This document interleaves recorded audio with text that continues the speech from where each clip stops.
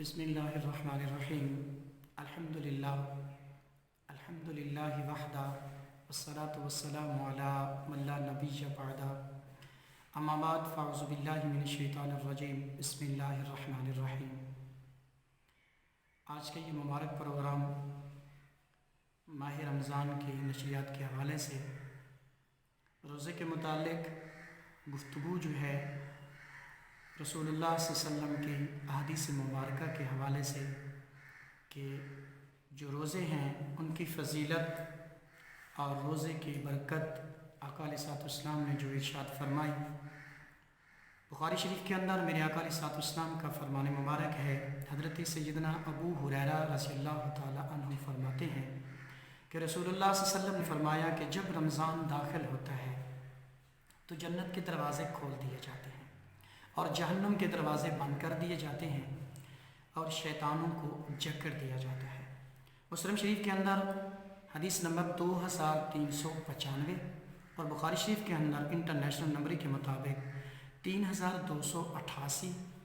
اور سنن نسائی شریف کے اندر 2099 نمبر حدیث موجود ہے۔ دوسری حدیث میرے آقا علیہ الصلوۃ والسلام کا فرمان،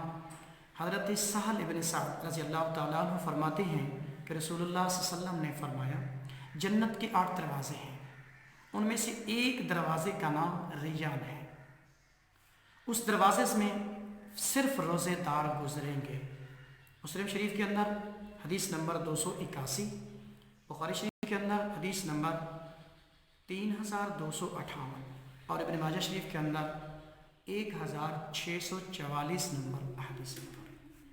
تیسری حدیث میرے آقا علیہ الصلوۃ والسلام کا فرمان ہے،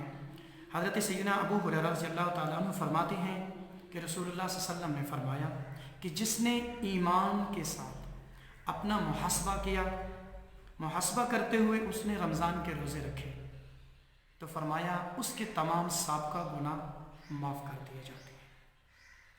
اور پھر فرمایا کہ جس نے ایمان کے ساتھ اپنا محاسبہ کرتے ہوئے رمضان المبارک میں قیام کیا یعنی تراویح پڑھی تو اس کے تمام سابقہ گناہ بخش دیے جاتے ہیں۔ پھر تیسرے مقام پہ میرے آقا علیہ الصلوۃ والسلام نے فرمایا کہ جس نے ایمان کے ساتھ اپنا محاسبہ کرتے ہوئے لیلۃ القدر میں قیام کیا تو میرے آقا علیہ الصلوۃ والسلام فرماتے ہیں اس کے تمام سابقہ گناہ بخش دیے جاتے ہیں۔ اس کے ساتھ ایک اور حدیث ہے، میرے آقا علیہ الصلوۃ والسلام کا فرمان حضرت علی رضی اللہ تعالیٰ عنہ روایت کرتے ہیں، آپ فرماتے ہیں کہ میرے آقا علیہ الصلوۃ والسلام نے فرمایا اگر میرا رب میری امت پر عذاب دیتا اگر تو پھر ان کو رمضان اور قرآن نہ دیتا، یعنی رمضان اور قرآن رب کی جو عطا ہے یہ رسول اللہ صلی اللہ علیہ وسلم کی امت کی بخشش کا ایک سامان ہے۔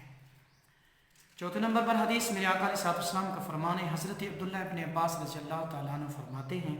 کہ جب رمضان کا مہینہ داخل ہوتا، آقا علیہ الصلوۃ والسلام کا پریکٹیکل طور آپ کا مبارک عمل کیا تھا تو آپ فرماتے ہیں کہ میرے آقا صلی اللہ علیہ وسلم ہر قیدی کو آزاد کر دیتے اور رمضان المبارک کے چاند نظر آنے کے ساتھ ہی میرے آقا ہر سائل کو عطا کرتے۔ پانچویں نمبر پر حدیث میرے آقا علیہ الصلوۃ والسلام کا فرمان، حضرت سیدنا ابو ہریرہ رضی اللہ تعالیٰ عنہ فرماتے ہیں کہ جو آدمی روزے بھی رکھتا ہو لیکن اس کے اندر سے بری باتیں نہ جاتی ہوں، یعنی چغل خوری بھی کرتا ہو، غیبت بھی کرتا ہو، بہتان بھی کرتا ہو، غلط کام بھی کرتا ہو، تو اس کے بارے میں میرے آقا علیہ الصلوۃ والسلام نے فرمایا کہ جس شخص نے بری بات اور اس پر عمل کرنا نہ چھوڑا تو فرمایا اللہ تعالیٰ کو کوئی حاجت نہیں ہے کہ وہ شخص اپنا کھانا پینا چھوڑ دے۔ بخاری شریف کے اندر حدیث موجود ہے، حدیث نمبر 1903، ابو داؤد شریف کے اندر حدیث نمبر 2326 اور ابن ماجہ شریف کے اندر 1699 نمبر حدیث۔ پھر میرے آقا علیہ الصلوۃ والسلام نے ارشاد فرمایا، حضور نے فرمایا کتنی ایسے روزے دار ہیں، کتنی ایسے روزے دار ہیں کہ انہیں پیاس کے سوا، بھوک کے سوا کچھ نہیں ملتا۔ کیوں یا رسول اللہ صلی اللہ علیہ وسلم؟ فرمایا کہ اس کے علاوہ کتنی ایسے روزے دار ہیں جن کو رات کے وقت قیام کرنے جو کرتے ہیں سوائے جاگنے کے اور کچھ نہیں ملتا۔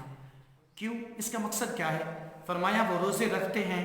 لیکن روزے کی جو فرامین ہیں، جو اس کی شرائط و ضوابط ہیں اس کو پورا نہیں کرتے،